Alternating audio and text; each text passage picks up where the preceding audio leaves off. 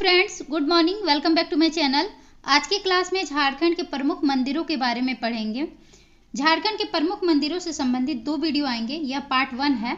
इसके बाद पार्ट 2 में बाकी के मंदिरों के बारे में भी हम लोग पढ़ लेंगे।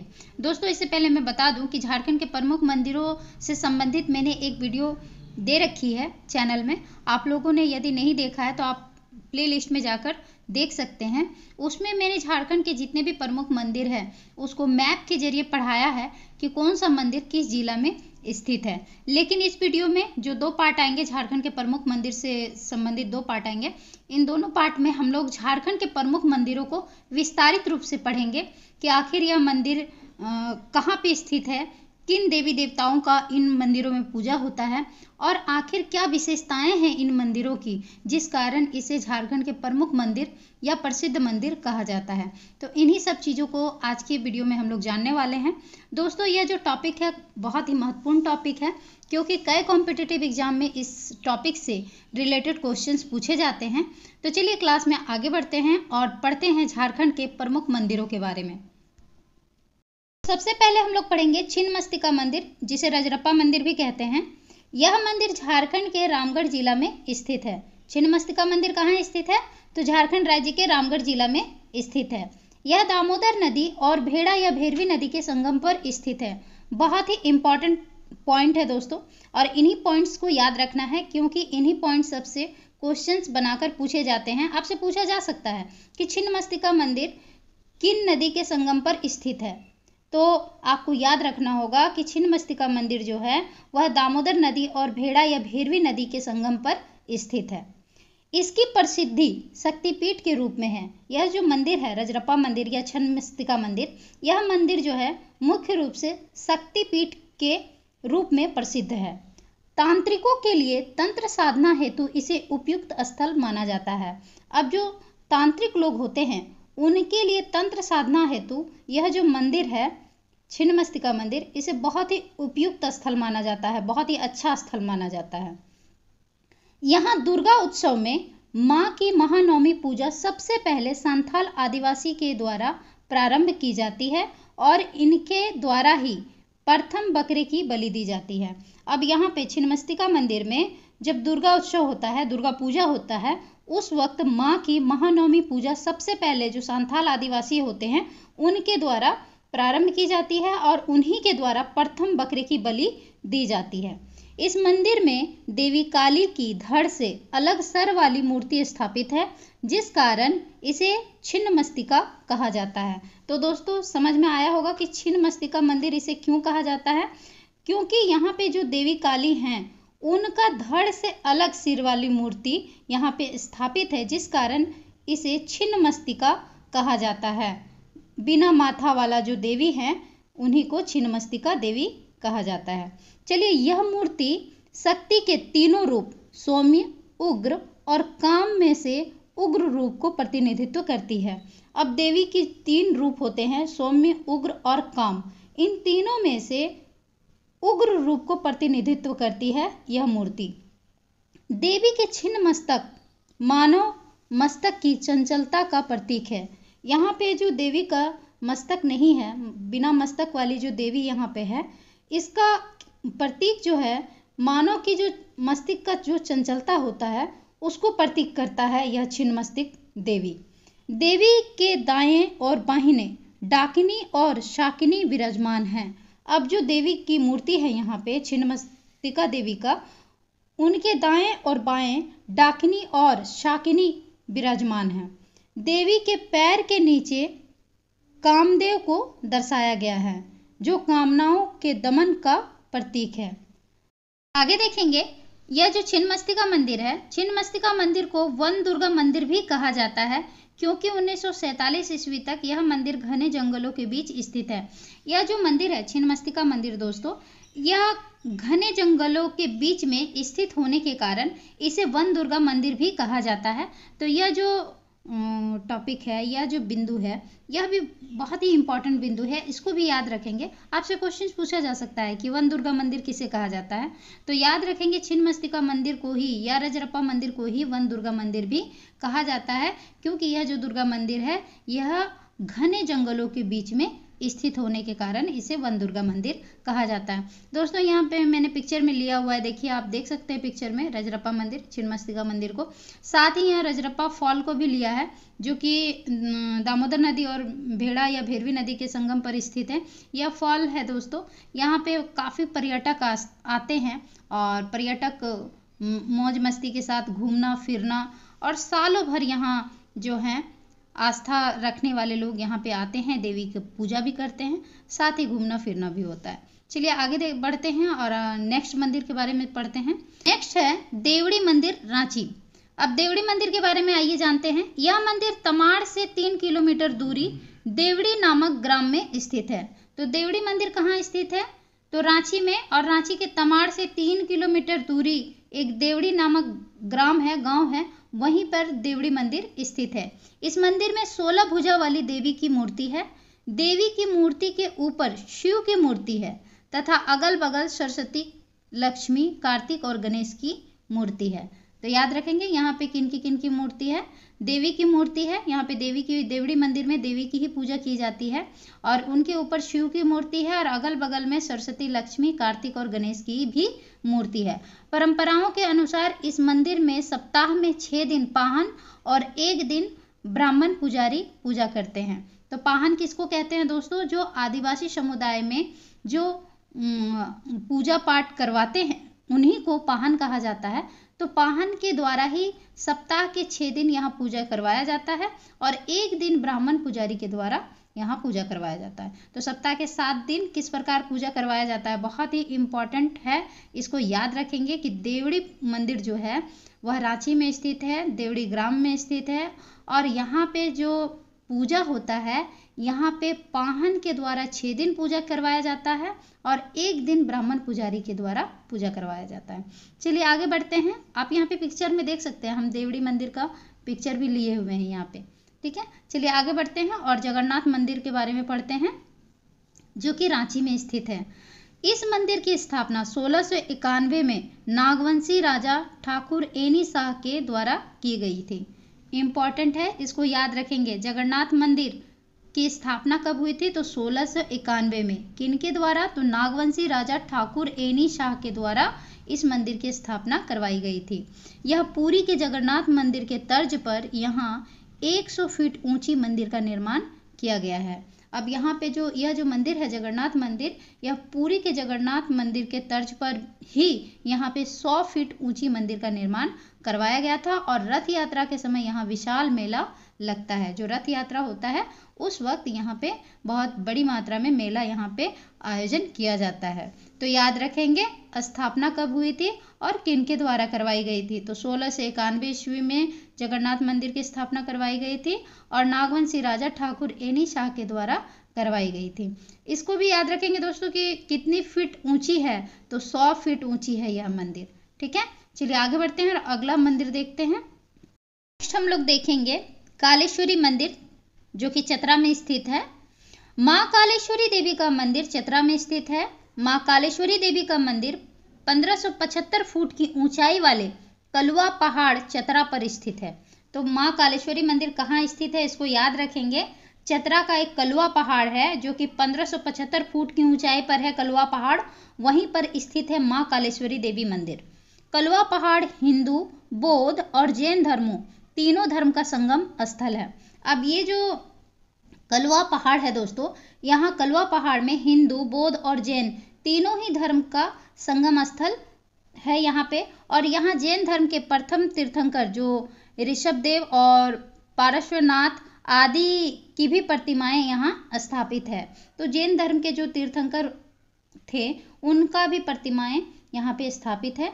यहाँ कई मंदिरों का समूह है। यहाँ गुफाओं का मंदिर है, यहाँ जो है गुफाओं का मंदिर है, मतलब गुफाओं में मंदिर है। यहाँ पशु बलि दी जाती है और मेले का आयोजन भी होता है। तो कालेश्वरी मंदिर में क्या होता है कि पशुओं की बलि दी जाती है और यहाँ पे भारी मात्रा में मेले का आयोजन किया जाता है। तो दोस्तों याद रखेंगे कालेश्वरी मंदिर चतरा जिला के कलवा पहाड़ पर स्थित है, जो कि 1575 फुट की ऊंचाई पर स्थित है यह कलवा पहाड़। और यह जो कलवा पहाड़ है यह तीनों धर्म का संगम स्थल है। हिंदू, बौद्ध और जैन तीनों ही धर्म का संगम स्थल है कलवा पहाड़, ठीक है। चलिए आगे बढ़ते हैं और नेक्स्ट मंदिर के बारे में पढ़ते हैं। नेक्स्ट हम लोग पढ़ेंगे माँ भद्रकाली मंदिर, जो कि इटखोरी चतरा में स्थित है। यह मंदिर चतरा जिला में चौपारण से 16 किलोमीटर की दूरी पर इटखोरी प्रखंड के भदोली गांव में स्थित है। तो माँ भद्रकाली मंदिर जो कि चतरा जिला के इटखोरी प्रखंड के भदोली गांव में स्थित है, बहुत ही इम्पॉर्टेंट है, इसको याद रखेंगे क्योंकि इससे क्वेश्चंस पूछे जाते हैं कि माँ भद्रकाली मंदिर कहाँ स्थित है। तो चतरा जिला के इटखोरी प्रखंड में स्थित है, और गांव यदि पूछ दिया जाए तो यह भदोली गांव में स्थित है। यह मंदिर में भद्रकाली की मूर्ति प्रतिष्ठित है। यहाँ पे क्या है, इस मंदिर में किन की पूजा की जाती है, तो भद्रकाली की यहाँ पूजा की जाती है, उन्हीं की मूर्ति यहाँ प्रतिष्ठित है। यह मूर्ति शक्ति के तीनों रूप सौम्य, उग्र और काम में से सौम्य रूप का प्रतिनिधित्व करती है। यहाँ जो भद्रकाली मूर्ति है वह देवी के सौम्य रूप को प्रतिनिधित्व करती है। यह एक शिलाखंड से तराशी गई देवी की मूर्ति है। यहाँ जो मूर्ति है देवी की, वह एक शिलाखंड से तराशी गई देवी की मूर्ति है, जो 4.5 फीट ऊंची, 2.5 फीट चौड़ी और 30 मन भारी है। तो देवी का मूर्ति जो है उसको भी याद रखेंगे, 4.5 फीट ऊंची, 2.5 फीट चौड़ी और 30 मन भारी है। यह सहस्त्रलिंग शिवलिंग भी है, जिसमें 108 छोटे छोटे शिवलिंग उखेरे गए हैं। तो यहाँ से भी क्वेश्चन पूछा जा सकता है दोस्तों कि 108 छोटे छोटे शिवलिंग कहाँ उखेरे गए हैं, और ऑप्शन दे दिया जाएगा। तो इसको याद रखेंगे, माँ भद्रकाली मंदिर में ही 108 छोटे छोटे शिवलिंग उखेरे गए हैं। मंदिर परिसर में ही कोटेश्वर नाथ स्तूप है, जिसमें चारों ओर भगवान बुद्ध की प्रतिमाएं अंकित है। अब मंदिर परिसर में एक कोटेश्वर नाथ का स्तूप भी है, जिसमें चारों ओर भगवान बुद्ध की प्रतिमाएं अंकित है। इसके ऊपर 4 इंच लंबा, चौड़ा और गहरा गड्ढा है, जिसमें हमेशा 3 इंच पानी भरा रहता है। तो दोस्तों यहाँ जो भगवान बुद्ध की प्रतिमाएं वाले अंकित कोटेश्वर स्तूप है, उसके ऊपर 4 इंच लंबा, चौड़ा और गड्ढा एक ये बना हुआ है, उसमें हमेशा 3 इंच पानी भरा रहता है। ठीक है, यहाँ पे आप मंदिर देख सकते हैं पिक्चर में, माँ भद्रकाली मंदिर है। और याद रखेंगे जो भी छोटे छोटे इम्पॉर्टेंट पॉइंट है इसमें है, उन्हीं सबसे क्वेश्चंस पूछे जाते हैं दोस्तों, तो सभी पॉइंट को याद रखेंगे। चलिए आगे बढ़ते हैं और नेक्स्ट मंदिर के बारे में जानते हैं। अब हम लोग पढ़ेंगे कुंदा का किला, जो कि चतरा में है। कुंदा का किला कहाँ है, तो चतरा में है। यह किला चेरो शासकों का था। यह किला किनका था, तो चेरो शासकों का था कुंदा किला, जो कि चतरा जिले के कुंदा नामक स्थान पर स्थित है। तो कुंदा का किला कहाँ स्थित है, तो झारखंड के चतरा जिला में स्थित है, जो कि कुंदा नाम का एक ग्राम है, गांव है, वहीं पर स्थित है कुंदा का किला। यह अब खंडहर हो चुका है। इस किले की मीनारें मुगल शैली से निर्मित है। तो कुंदा का किला जो है उनके मीनारें मुगल शैली से निर्मित है, और किले के प्रांगण में एक कुआं है, जहां सुरंगनुमा रास्ता है। तो जो कुआं है दोस्तों वहां के प्रांगण में, उस कुआं में एक सुरंगनुमा रास्ता भी है। तो काफ़ी पुराना किला है यह कुंदा का किला। तो इसको याद रखेंगे, यहाँ से क्वेश्चन पूछा जा सकता है कि कुंदा का किला कहाँ स्थित है। तो कुंदा का किला चतरा में स्थित है, जो कि कुंदा नामक एक स्थान है, वहीं पर स्थित है कुंदा का किला। बहुत ही पुराना और चेरो शासकों का था यह कुंदा का किला। बस इतना टॉपिक जो है इसमें से मेन जो बिंदु है उसको याद रखेंगे। चलिए आगे बढ़ते हैं और युगल मंदिर या नौलखा मंदिर जो कि देवघर में है, इसके बारे में जानते हैं। यह मंदिर भी देवघर में है। ठीक है, देवघर में और कौन सा मंदिर है, बैजनाथ मंदिर है ना। तो युगल मंदिर भी कहाँ पे है, देवघर में ही। यह मंदिर देवघर में है। इस मंदिर को नौलखा मंदिर इसलिए कहा जाता है क्योंकि इस मंदिर के निर्माण में 9 लाख रुपए खर्च हुए थे, जिस कारण इस मंदिर को नौलखा मंदिर कहा जाता है। तो नौलखा मंदिर या युगल मंदिर एक ही मंदिर है, दोनों का नाम याद रखेंगे। युगल मंदिर पूछा जाए कि युगल मंदिर कहाँ पे है, तो देवघर में है। कंफ्यूज नहीं होना है, क्योंकि नौलखा से बहुत किसी को याद रहता है कि नौलखा मंदिर कहाँ है, तो देवघर। लेकिन जब युगल मंदिर पूछ दिया जाता है कि युगल मंदिर कहाँ है, तो लोग कंफ्यूज हो जाते हैं। तो नौलखा मंदिर को ही युगल मंदिर कहा जाता है। ठीक है, चलिए आगे बढ़ते हैं और नेक्स्ट मंदिर के बारे में पढ़ते हैं। अब पढ़ेंगे बैजनाथ मंदिर, जो कि देवघर में स्थित है और झारखंड का सबसे प्रमुख मंदिरों में से एक है दोस्तों। और यहाँ 1 महीने तक श्रावणी मेला आयोजित किया जाता है। तो चलिए पढ़ते हैं बैजनाथ मंदिर के बारे में और जानते हैं। इस मंदिर का निर्माण गिद्धौर राजवंश के 10वें राजा पूरनमल के द्वारा करवाया गया था। तो किन के द्वारा बनवाया गया था, बहुत ही इंपॉर्टेंट है, इसको याद रखेंगे। गिद्धौर राजवंश के 10वें राजा जो थे पूरनमल, उनके द्वारा यह मंदिर का निर्माण करवाया गया था, बैजनाथ मंदिर का। ठीक है। शिव के 12 ज्योतिर्लिंगों में से एक मनोकामना लिंग बैजनाथ धाम देवघर में स्थापित है। जो शिव जी के 12 ज्योतिर्लिंग है, उनमें से एक ज्योतिर्लिंग जो कि मनोकामना लिंग के रूप में यहाँ बैजनाथ धाम देवघर में स्थापित है। ठीक है। इस मंदिर के प्रांगण में कुल 22 मंदिर है। बैजनाथ, पार्वती, लक्ष्मी नारायण, तारा, काली, गणेश, सूर्य, सरस्वती, रामचंद्र, देवी अन्नपूर्णा, आनंद भैरव, नीलकंठ, गंगा, नरदेश्वर, राम लक्ष्मण सीता, जगत जननी, काल भैरव, ब्रह्मा, संध्या गौरी, हनुमान, मनसा शंकर, बगुला माता, काली के मंदिर। तो इतने मंदिर यहाँ पे प्रांगण में 22 मंदिर, टोटल कितने मंदिर, तो 22 मंदिर यहाँ के प्रांगण में स्थित है। यह क्वेश्चन पूछा जा सकता है दोस्तों कि बैजनाथ मंदिर के प्रांगण में कुल कितने मंदिर यहाँ पे हैं, तो 22 मंदिर यहाँ पे हैं, याद रखेंगे। यह भारत के 12 ज्योतिर्लिंगों में से एक है। अकबर के सेनापति मानसिंह द्वारा यहाँ निर्मित एक मानसरोवर तालाब भी है। यहाँ देवघर में एक तालाब का निर्माण करवाया गया था, जो कि अकबर के सेनापति मानसिंह के द्वारा करवाया गया था। ठीक है। और मंदिर के गर्भगृह के शिखर पर अष्टदल कमल के बीच में चंद्रकांत मणि भी है। ठीक है। जो मंदिर के गर्भगृह जो है के शिखर पर अष्टदल कमल के बीच चंद्रकांत मणि भी है। और यहाँ भगवान शिव के शिखर पर पंचशूल स्थापित है। तो जो भगवान शिव हैं उनके शिखर पर पंचशूल भी स्थापित है। तो हम लोगों ने बैजनाथ मंदिर के बारे में जाना। मेन पॉइंट याद रखेंगे दोस्तों, किनके द्वारा, तो गिद्धौर राजवंश के 10वें राजा पूरनमल के द्वारा स्थापित करवाया गया बैजनाथ मंदिर। अच्छा, ये 12 ज्योतिर्लिंगों में से एक है, जो कि मनोकामना लिंग है। और यहाँ के प्रांगण में कुल 22 मंदिर हैं। ठीक है। और साथ ही यहाँ पे जो मानसरोवर एक तालाब का निर्माण करवाया गया था, वह अकबर के सेनापति मानसिंह द्वारा निर्मित करवाया गया था। चलिए आगे बढ़ते हैं और अगला मंदिर के बारे में जानते हैं। तपोवन मंदिर, जो कि देवघर में स्थित है। ठीक है। तपोवन मंदिर के बारे में जानते हैं। यहाँ भगवान शिव का ही मंदिर है। यहाँ पे भी भगवान शिव का मंदिर है। और यहाँ गुफाएं हैं जिसमें ब्रह्मचारी लोग निवास करते हैं।